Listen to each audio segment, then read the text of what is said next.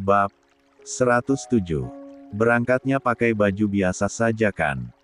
Aku sudah siapkan ini, enggak papa. Zahwa bertanya sambil menunjuk baju yang ada di atas kasur yang sejak dari siang sudah dirinya siapkan. Iya, kerjanya juga mulai besok jadi terserah saja. Sekarang, ciumnya mana? Zahwa berdecak. Mas. Gerutunya. Sudah selesaikan rasa sebalnya. Sekarang sudah boleh peluk belum? Bel. Kalimat Zahwa tidak selesai terucap karena Wirya sudah terlebih dahulu memojokkannya ke dinding lalu bahkan dengan rambut yang masih meneteskan air itu, dirinya langsung melumat bibir sang istri. Menumpahkan apa yang terasa penuh di hatinya melalui ciuman itu. Bibir Zahwa terasa penuh juga lembut, Wirya selalu tidak pernah bosan untuk mengisapnya juga memberikan gigitan kecil hanya agar bisa mendengarkan lenguhan sang istri yang terasa candu untuk didengar. Jika saja tidak Zahwa peringati dengan cara menepuk-nepuk lumayan kuat punggungnya, Wirya yakin sekali kalau dirinya akan kebablasan sampai melakukan yang iya-iya. Sudah telat. Dengan bibirnya yang sudah memerah itu Zahwa lagi-lagi memprotes dengan wajah yang tertekuk.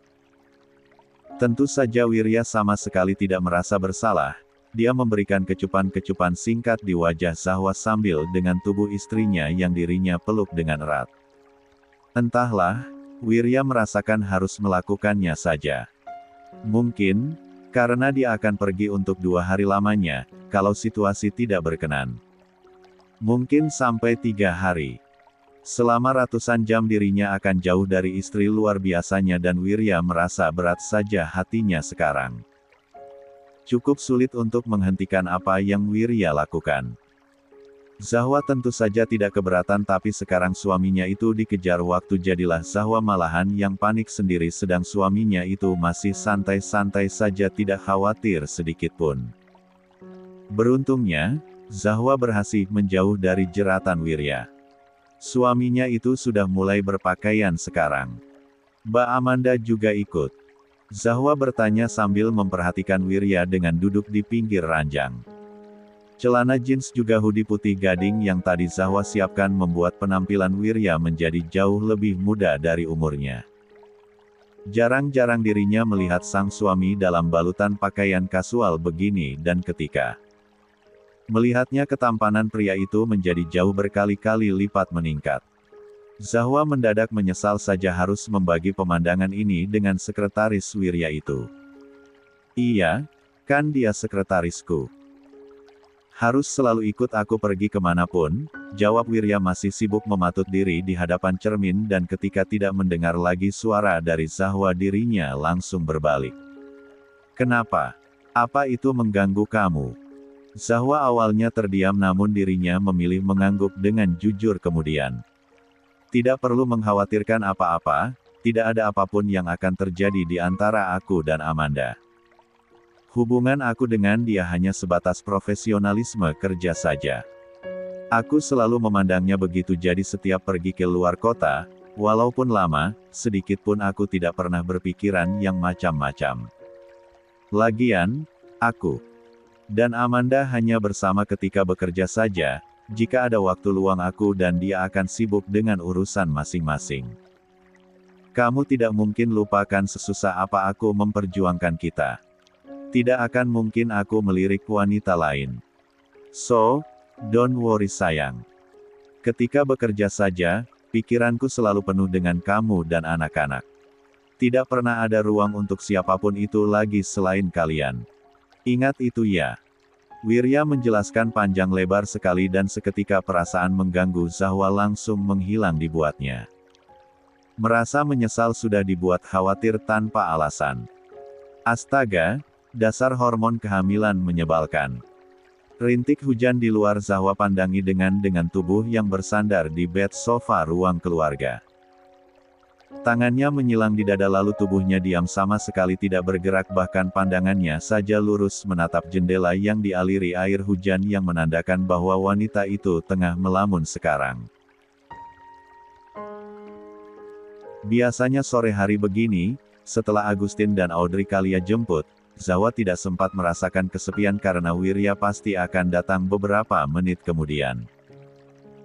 Zahwa akan sibuk menyiapkan baju santainya selama Wirya mandi lalu akan membuatkan minuman juga cemilan yang akan mereka makan sambil menonton di dalam kamar.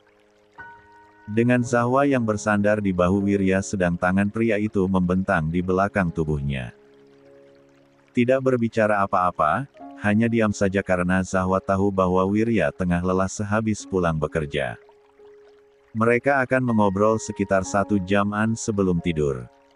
Itu juga dengan topik yang ngalor ngidul alias tidak jelas alurnya. Mengucapkan apa saja yang mampir di kepala dan mengejutkannya mereka berdua bisa menyambung. Walaupun kelihatannya begitu pendiam dari luar, jika Zahwa yang mengajaknya mengobrol, Wirya selalu bisa mengimbangi. Apalagi dia melakukannya sambil mengelusi kepala Zahwa juga sesekali mencium puncak kepalanya. Iya, mereka menghabiskan waktu sehari-hari begitu, terus berulang-ulang dan sama sekali tidak pernah merasakan bosan. Zahwa jadi paham maksud dari menikah itu 90% isinya adalah mengobrol sehingga mencari pasangan yang sefrekuensi dan nyambung membicarakan apa saja sama pentingnya dengan perasaan cinta. Dan sekarang, ketika tidak bisa melakukan semua keseharian tersebut bahkan sampai 2 hari ke depan, Zahwa merasa kosong saja. Dirinya tidak tahu harus melakukan apa padahal tadi dirinya baru saja selesai mengobrol dengan Arga di telepon tentang bakery yang mereka kelola. Tapi setelah semuanya selesai, yang bisa Zahwa lakukan sekarang hanyalah melamun. Hujan membuat suasana menjadi begitu gloomy.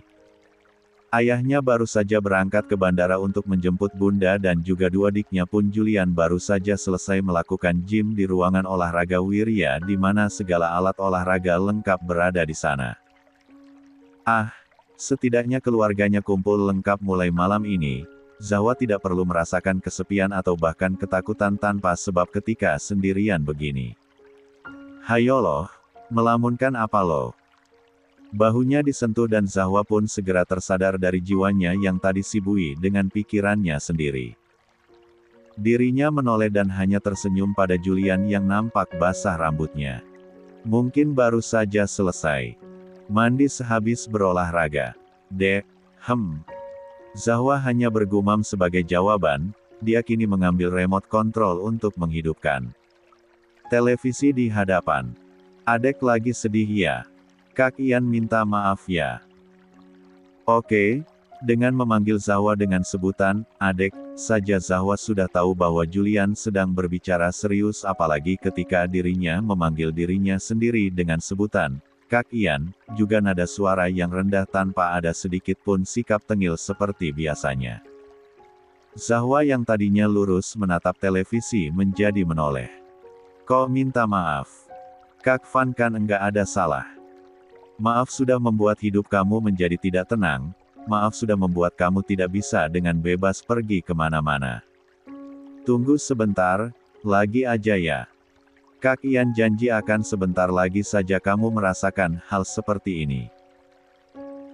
Jika jelita sudah bisa kita temukan dan memastikan apa yang wanita itu lakukan lalu memberikan balasan yang setimpal karena sudah membuat keluarga kita menjadi kesusahan berpuluh-puluh tahun lamanya di dalam luka yang mendalam ini, setelah itu Kak Ian berjanji hanya akan memastikan lebih banyak kesenangan saja di hidup kamu daripada sedihnya. Julian bahkan tidak lagi menyebut nama jelita dengan embel-embel, Mama, di depannya. Menandakan sudah seberapa muaknya pria itu akan segala hal yang begitu misteriusnya wanita bak hantu itu lakukan karena kehadirannya yang sama sekali tidak terlihat. Zahwa tidak mengatakan apa-apa, hanya kepalanya saja yang bersender di bahu Julian. Sekali lagi, mengucapkan rasa syukur di dalam hati memiliki seseorang yang bisa diandalkan bahkan juga berusaha melindungi Zahwa lebih dari nyawanya sendiri. Kakak belum cerita dari mana bisa Kak Ian jadi tahu kalau kakak diikuti. Oh iya juga ya. Enggak ada waktunya mulu buat punya waktu berdua dengan kamu begini. Julian menepuk keningnya. Kira-kira umur 15 tahun kali ya. Bukannya sombong, Dulu waktu sekolah kan Kak Ian juara pertama melulu. Bukan karena pintar sih sebenarnya tapi ingatan aja yang lebih kuat daripada anak-anak yang lain. Dulu kakak waktu remaja suka banget kelayapan, jarang banget di rumah karena di rumah juga buat apa.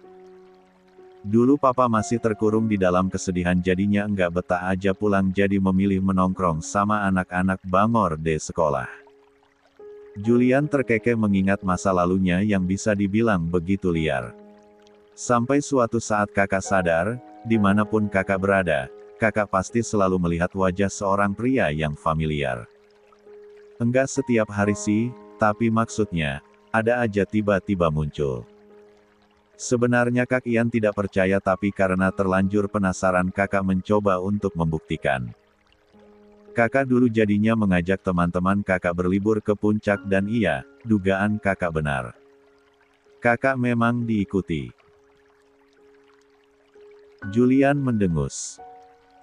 Mulai hari itu rasanya hidup kakak tidak tenang, sampai di umur 17, ingat banget waktu itu beberapa hari setelah hari kelulusan, waktu di mana papa sudah meresmikan hubungan dengan bunda, waktu dimulainya hidup papa dan kakak yang berubah menjadi jauh lebih berwarna, kakak bisa melihat seorang wanita di kejauhan.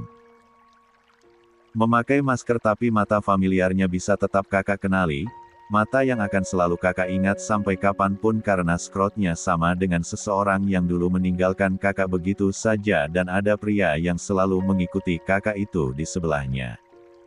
Dari sana kakak mengetahui fakta baru dan diam-diam mulai menyelidikinya sendirian. Itu pertama dan terakhir kalinya kakak bertemu jelita sampai sekarang. Cerita panjang lebar dari Julian berakhir dengan keheningan.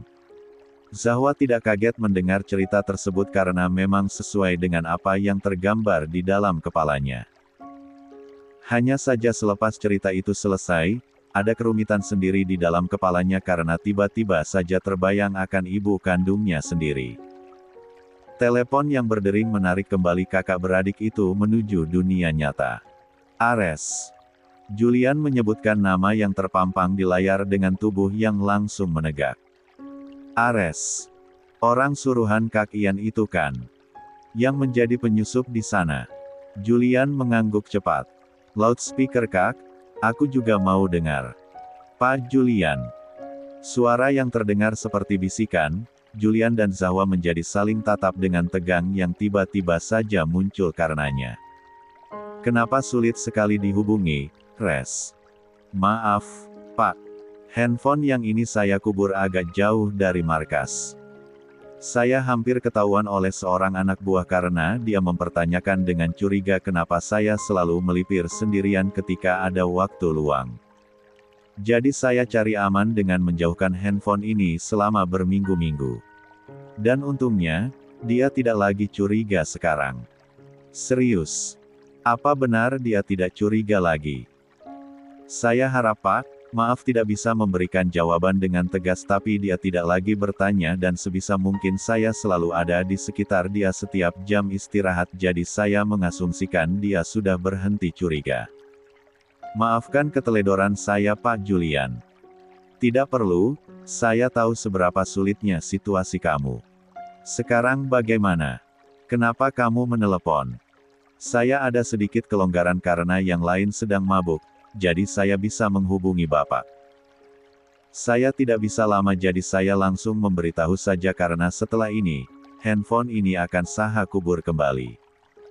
Sampai saat ini saya masih belum bisa bertemu Madam.